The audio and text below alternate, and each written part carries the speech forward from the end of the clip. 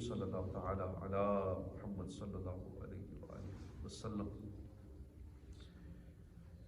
ایک مرتبہ حضرت ملک الموت علیہ السلام اللہ کے نبی داؤد علیہ السلام کی بارگاہ میں حاضر ہوئے۔ داؤد علیہ السلام نے ان سے موت کے قاصدوں کے بارے میں پوچھا تو حضرت ملک الموت علیہ السلام نے عرض کی، اے اللہ کے نبی، آپ کے والد، بھائی، پڑوسی اور جاننے والے کہاں ہیں؟ فرمایا وہ انتقال کر چکے۔ ملک الموت علیہ السلام نے عرض کی، یہ سب موت کے قاصد ہی تو ہیں، یہ سب پیغام دے رہے ہیں کہ جیسے وہ دنیا سے چلے گئے ایسے آپ بھی چلے جائیں گے۔ معلوم ہوا کہ یہ اٹھتے جنازے، قبرستان کی بڑی بڑی آبادی، ہمارے عزیز رشتہ داروں کا ایک ایک کر کے مرتے جانا، یہ سب موت کے قاصد ہے، اس لیے ہمارے لیے سامان عبرت ہے، مگر ہم عبرت نہیں لیتے۔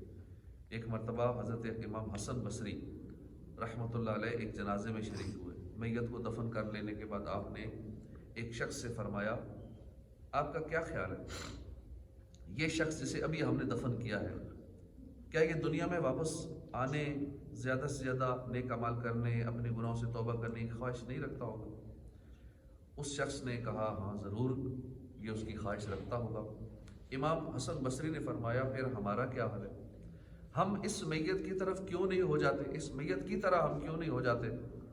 یعنی ہمارے پاس ابھی مہلت ہے، ہم دنیا میں موجود ہیں، پھر ہم نیکیوں کی طرف کیوں نہیں بڑھتے، گناہوں سے توبہ کیوں نہیں کر لیتے؟ یہ فرما کر امام حسن بصری چل پڑے۔ آپ کہتے جاتے تھے، اگر دل زندہ ہو تو ان جنازوں سے بڑھ کر کیا نصیحت ہوگی۔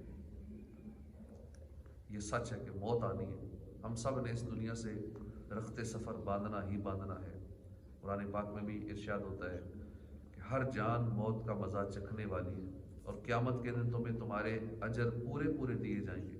تو جسے آگ سے بچا لیا گیا اور جنت میں داخل کر دیا گیا وہ کامیاب ہو گیا، اور دنیا کی زندگی تو صرف دھوکے کا سامان ہے۔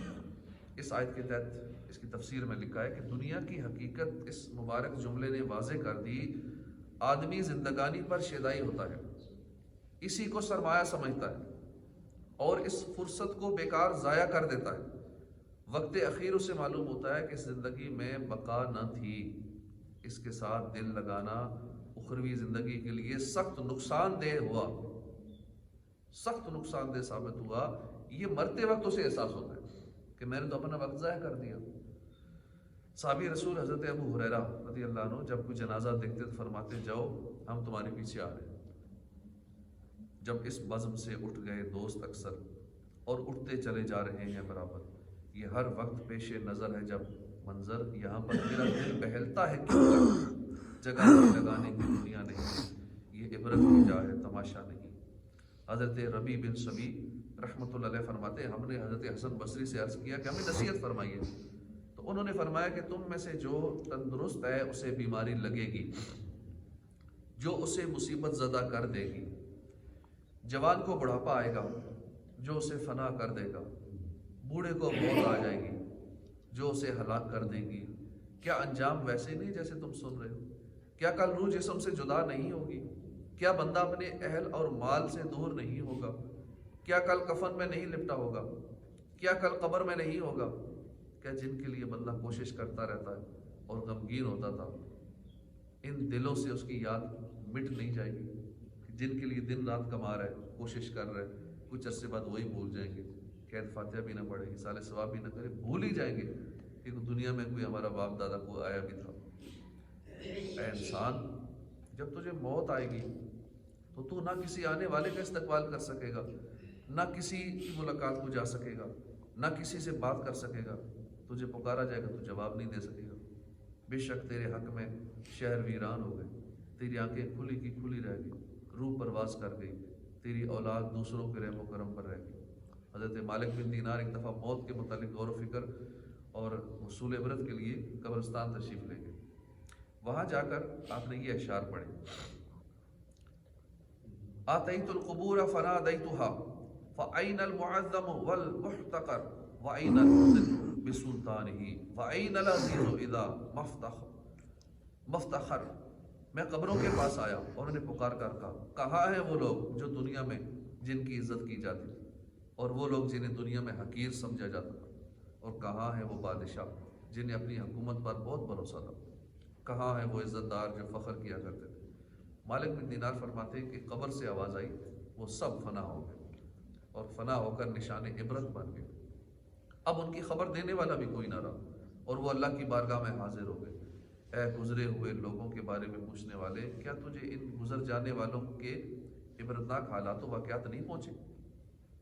پہلوانوں کو پچھاڑا موت نے، کھیل کتنوں کا بگاڑا موت نے، ہاتھی جیسے بھی نہ چھوڑے موت نے، کیسے کیسے گھر اجاڑے موت نے۔ غور فرمائیے کہ ہمارے اسلاف بزرگان دین، اللہ کے نیک بندے کیسے کیسے عبرت لیا کرتے تھے۔ قبرستان جاتے، اپنی موت کو یاد کرتے، اسے سبق لیا کرتے۔ کاش ہم بھی عبرت لینے والے بن جائیں، قبرستان حاضری دیا کریں، قبر میں پیش آنے والے معاملات کے متعلق غور و فکر کیا کریں، اپنی موت کو یاد کیا کریں۔ ہمارے ہاں قبرستان کی حاضری عموماً ایک رسمی طور پہ فارمیلٹی کی طرح ہوتی ہے۔ قبرستان جانا اچھی بات ہے، لیکن عبرت حاصل کی جائے، موت کو بھی یاد کیا جائے۔ قبرستان حاضری کا اصل مقصد یہی ہے کہ اپنی موت کو یاد کرنا۔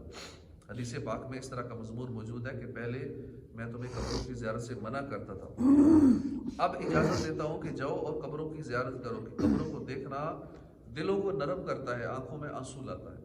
قبرستان جا کر اپنی موت کو یاد کرنا، لیکن اب افسوس کہ ایسا نہیں ہوتا۔ موت کو یاد کرنا چاہیے تھا، ہونا یہ چاہیے تھا، لیکن قبرستان میں جا کے لڑائی جھگڑے ہو رہے ہوتے، لوگ قبرستان میں کھا پی رہے ہوتے، مذاق مسکری قبرستان میں بھی کر رہے ہوتے۔ بعض لوگ وہاں جوا کھیلتے، شراب پیتے، قبرستانوں میں ہیروئن پیتے، مافیا کے اڈے قبرستانوں میں بنے ہوئے، اسلحے کے اڈے قبرستانوں میں اسلحہ وہاں چھپاتے۔ ایسا بالکل نہیں ہونا چاہیے۔ عبرت کی جگہ ہے قبرستان، جیسے آج یہ قبروں میں پڑے، کل ہم بھی قبروں میں پڑے ہوں گے۔ یہ جو مٹی کے تودے نظر آ رہے ہیں، ان میں ایک اور تودے کا اضافہ ہو جائے گا جب ہم قبر میں جائیں گے، ایک اور تودا زیادہ ہو جائے گا۔ ٹوٹی پوڑی قبروں کو دیکھ کر سوچے کہ کیسے کیسے حسینوں کی یہ مٹی پلید ہو رہی ہے۔ میرے اعمال تو ایسے ہیں کہ اگر رب ناراض ہو گیا تو قبر میں نہ جانے کیا بنے گا۔ پھر اپنی لاش کو تصور میں لائے، لاش کے پھٹنے کو تصور میں لائے، آنکھوں کا بہہ جانا یہ تصور میں لائے، دانتوں کا نکل جانا یہ تصور میں جائے، بالوں کا جھڑ جانا اس کو یاد کرے، اپنی بے بسی کو یاد کرے کہ میں قبر کے اندر کیسا بے بس پڑا ہوں گا، ہل بھی نہیں سکوں گا، کچھ نہیں کر سکوں گا۔ اللہ کریم ہمیں عبرت حاصل کرنے کی توفیق عطا فرمائے۔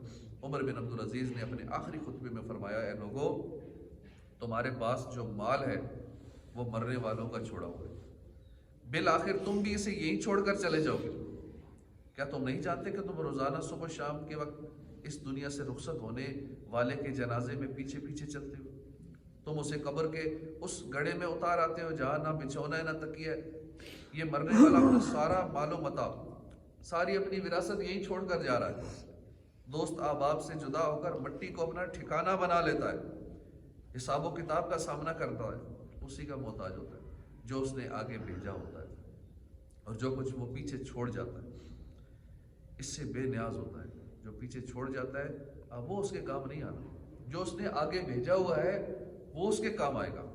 عمر بن عبدالعزیز پھر رونے لگے، آنکھوں پر کپڑا رکھا اور رونا شروع ہو گئے، ممبر سے نیچے اتر آئے۔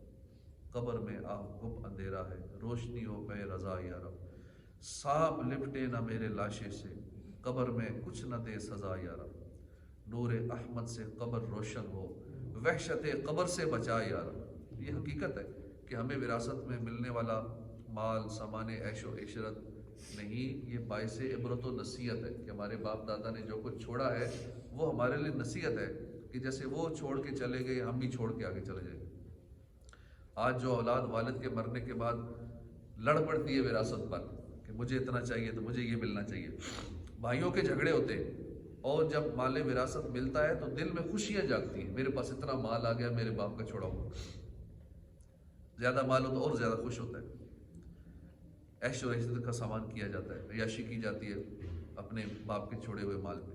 مگر جیسے ہی والد صاحب اپنی زندگی کی کمائی، ساری جائیداد، گاڑی بنگلہ وغیرہ سب کچھ چھوڑ کر قبر کے گڑھے میں جا پہنچتے ہیں، ایسے ہی مراد صاحب بھی ایک دن سب کو یہی چھوڑ جائیں گے، موت کی نیند سو جائیں گے، انہیں بھی منو مٹی تلے دفن کر دیا جائے گا۔ شعب الایمان میں ہے کہ ایک نوجوان تھا، اسے وراثت میں ایک گھر ملا، اس نے گھر کو دوبارہ سے مضبوط بنانے کا ارادہ کیا، چنانچہ گھر گرا دیا، نئے سرے سے کنسٹرکشن کا کام شروع کیا۔ اسی دوران اس کے والد یا دادا جان اس کے خواب میں آئے اور کہا تجھے لمبا عرصہ جینے کی خواہش ہے، مگر تو نے دیکھا کہ اس گھر کے رہائشی اب قبرستان میں مردوں کے پڑوسی ہیں۔ صبح کو جب وہ نوجوان نیند سے بیدار ہوا تو اس کی آنکھوں سے غفلت کی پٹی کھل چکی تھی۔ اس نے عیش و عشرت کو چھوڑا اور عبادت میں مصروف ہو گیا۔ یہ گزرتے دن، یہ چلتی ہوئی سانسیں، جوانی کے بعد بڑھاپا، بالوں کی سیاہی کے بعد سفیدی، ان میں بھی سامان عبرت ہے۔ یہ بھی موت کے قاصد ہیں، جیسا کہ 22ویں پارے میں ارشاد ہوا، اور کیا ہم نے تمہیں وہ عمر نہ دی تھی جس میں سمجھ لیتا جسے سمجھنا ہوتا، اور ڈر سنانے والا تمہارے پاس تشریف لایا تھا۔ سلطان المفسرین حضرت عبداللہ بن عباس فرماتے ہیں کہ اس آیت میں ڈر سنانے والے سے مراد ہے بڑھاپا۔ روایت ہے کہ جب ایک بال سفید ہوتا ہے تو دوسرے بالوں کو کہتا ہے کہ تیار ہو جاؤ، بے شک موت قریب ہے۔ ایک بال جو سفید ہو جاتا ہے وہی کافی عبرت کے لیے۔ حضور اکرم صلی اللہ علیہ وسلم نے فرمایا ابن آدم کی مثال یہ ہے کہ اس کے آس پاس 99 موتیں منڈلا رہی رہتی ہیں، 99 موتیں منڈلاتی رہتی ہیں ارد گرد، اگر ان سے بچ جائے تو بڑھاپے کو پہنچ جاتا ہے۔ اور اس کی موتیں جو ارد گرد منڈلا رہی ہیں، یعنی کہ اچانک سویا ہوا مکان گر جائے، زلزلہ آ جائے، روڈ پہ جا رہا ہے ایکسیڈنٹ ہو جائے، اچانک کوئی بیماری آ جائے، کوئی حادثہ ہو جائے، کرنٹ لگ جائے، پانی میں ڈوب جائے، کوئی اسے مار دے، گولی لگ جائے، بہت ساری موتیں ہمارے ارد گرد ویسے ہی منڈلا رہی ہیں۔ لیکن اگر یہ بچ جاتا ہے، سب سے بچ جاتا ہے، بڑھاپے سے تو بچ ہی نہیں سکتا، بڑھاپے کو پہنچ جاتا ہے، حتیٰ کہ موت کے گھاٹ اتر جاتا ہے۔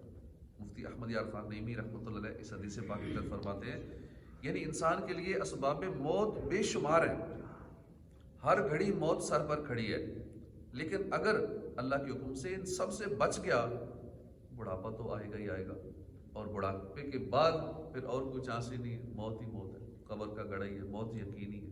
تجھے پہلے بچپن نے برسوں کھلایا، جوانی نے پھر تجھ کو مجنوں بنایا، بڑھاپے نے پھر آ کے کیا کیا ستایا، اجل تیرا کر دے گی بالکل صفایا، جگہ جی لگانے کی دنیا نہیں ہے، یہ عبرت کی جا ہے، تماشا نہیں ہے۔ اللہ پاک ہمیں موت کی تیاری کرنے کی توفیق عطا فرمائے، اور مرنے سے پہلے ہم عبرت حاصل کریں، ہر چیز سے عبرت لیں، اور بیماری، بالوں کا سفید ہو جانا، بڑھاپا آ جانا، کمزوری آ جانا، بیماری آ جانا، یہ سارے موت کے قاصد ہیں۔ اور جو ہمارے رشتہ دار دنیا سے چلے گئے ہیں، یہ بھی ایک موت کے قاصد ہیں کہ وہ پیغام دے گئے کہ جس طرح ہم چلے گئے اسی طرح تمہیں بھی ہمارے پیچھے آنا ہوگا۔ اللہ پاک ہمیں موت کی یاد اور اس کی تیاری کی توفیق عطا فرمائے، آمین بجاہ النبی الامین صلی اللہ علیہ وآلہ وسلم۔ مسا